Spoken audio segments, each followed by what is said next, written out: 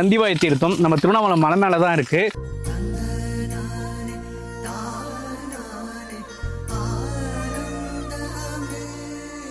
இங்க இருக்க நிறைய பேருக்கு இது தெரியாது. ஆனா ஒரு 80s கிட்ஸ் 70s கிட்ஸ் இருக்காங்களா, அவங்களுக்குலாம் தெரிஞ்ச விஷயமா இருக்கும். ஏன்னா அவங்க சின்ன வயசுல இருக்கும்போது இங்கெல்லாம் வந்து குளிச்சதை விளையாண்டு உண்டு அந்த பழக்கம்லாம் இங்க இருக்கு. இப்ப பாத்தீங்கன்னா இங்க இருக்கிற ஏரியால இருக்கிற மக்கள் வந்து இங்க அதை யூஸ் பண்ணிக்கிறாங்க. உங்களுக்கு தெரியும் எப்ப வந்து தண்ணி வரும், ஏன்னா மழை அதிகமா பெஞ்சாதான் இந்த நந்தியில வாயிலிருந்து தண்ணி வரும். ஸோ அந்த டைம்ல வந்து இங்க குடிக்கிறது வழக்கம்.